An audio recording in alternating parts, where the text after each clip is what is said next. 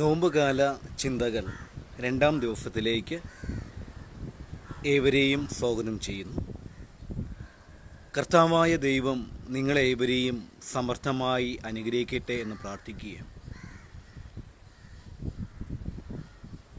ഒന്നാം ദിവസമായ ഇന്നലെ നാം ധ്യാനിക്കുകയും ചിന്തിക്കുകയും ചെയ്തത് മരുഭൂമിയിലായിരുന്ന ഏലിയ പ്രവാചകൻ്റെ അടുക്കലേക്ക് ദൈവത്തിൻ്റെ കരുതലായി അപ്പക്കഷണവുമായി പോയ കാക്കയെക്കുറിച്ചായിരുന്നു. നാം ഇന്നലെ പറഞ്ഞു വെച്ചു, ദൈവത്തിൻ്റെ കരുതലായ അപ്പക്കഷണവുമായി ചെന്ന കാക്കയെപ്പോലെ നമ്മളും നമുക്ക് ചുറ്റുമുള്ള പട്ടിണി കിടക്കുന്ന, ദാരിദ്ര്യത്തിലായിരിക്കുന്ന, വിഷമഘട്ടത്തിലായിരിക്കുന്ന ആൾക്കാരെ തേടി ഈ നോമ്പ് കാലത്ത് പോകാൻ സാധിക്കട്ടെ എന്ന്. എന്നാൽ ഈ രണ്ടാം ദിവസം നാം ധ്യാന ചിന്തയായി, നോമ്പുകാല ചിന്തയായി ചിന്തിക്കുക. ഇന്നലെ നമ്മൾ ഓൾഡ് ടെസ്റ്റിൽ നിന്നും, പഴയ നിയമത്തിൽ നിന്നും ചിന്തിച്ചുവെങ്കിൽ ഇന്ന് പുതിയ നിയമത്തിൽ നിന്ന് കർത്താവായ യേശു ക്രിസ്തു തൻ്റെ ശിഷ്യന്മാരുമൊത്ത് നടന്നു പോകുന്ന പാതയിൽ വിശന്നിട്ട് ആഹാരം തേടി വിശപ്പ് തീർക്കുവാനായിട്ട് അത്തിവൃക്ഷത്തിലേക്ക് നോക്കുന്ന, അത്തിവൃക്ഷത്തിലേക്ക് വിശപ്പെടുക്കുവാനായിട്ടുള്ള ബലമുണ്ടോ എന്ന് നോക്കുന്ന യേശുവിനെയും യേശുവിൻ്റെ ശിഷ്യന്മാരെയും കാണുവാൻ സാധിക്കും.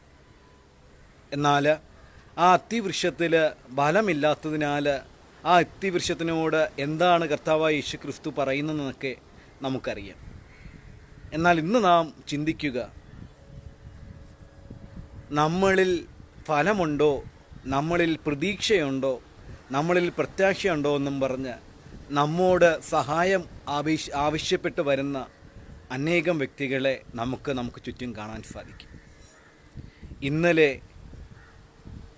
വിശന്നിരിക്കുന്നവനെ, ദാരിദ്ര്യത്തിലായിരിക്കുന്നവനെ തേടി നമ്മൾ പോകുവാൻ പറഞ്ഞുവെങ്കിൽ നോമ്പ് കാലത്തിൻ്റെ ഈ രണ്ടാം ദിവസം വിശപ്പ് മാറ്റുവാൻ അത്തിവൃക്ഷത്തെ നോക്കി അത്തിവൃക്ഷത്തിൻ്റെ അടുത്തേക്ക് പോയ യേശുവിനെ പോലെ നാം ആകുന്ന വൃക്ഷത്തെ അന്വേഷിച്ച് വൃക്ഷത്തിൻ്റെ അടുക്കിലേക്ക് വരുന്ന വ്യക്തികളെ നമുക്ക് നമ്മുടെ സമൂഹത്തിൽ കാണുവാൻ സാധിക്കും.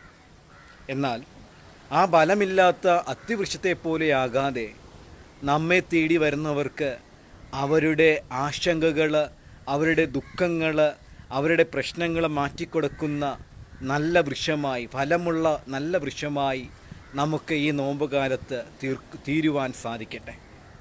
ഇന്നത്തെ ചിന്താ വിഷയം ഇത് മാത്രമാണ്. നമ്മുടെ അടുക്കിലേക്ക് വരുന്നവരെ, നമ്മുടെ അടുക്കിലേക്ക് ആവശ്യമായി, നമ്മുടെ അടുക്കിലേക്ക് പ്രതീക്ഷയായി, പ്രത്യാശയായി കടന്നു വരുന്നവരെ ബലസമൃദ്ധമായ കൃപകൾ നൽകി അയക്കുവാനായിട്ട് ഈ നോമ്പ് കാലത്ത് നമുക്ക് സാധിക്കട്ടെ. സർവശക്തനായ ദൈവം നിങ്ങളേവരെയും സമർത്ഥമായി അനുഗ്രഹിക്കുന്ന പ്രാർത്ഥിക്കുന്നു. ഒരിക്കൽ കൂടെ നിങ്ങളോട് പറയുന്നു, ഇന്നലെ ദൈവത്തിൻ്റെ കരുതലായ അപ്പക്കഷണവുമായി ആ കാക്ക പോയതുപോലെ നിങ്ങളുടെ ചുറ്റുമുള്ള ആവശ്യത അനുഭവിക്കുന്നവരെ തേടി പോകുക എന്ന് പറഞ്ഞു.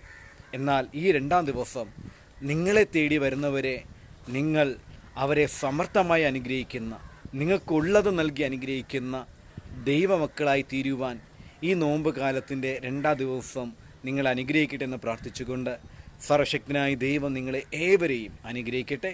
ആമേൻ.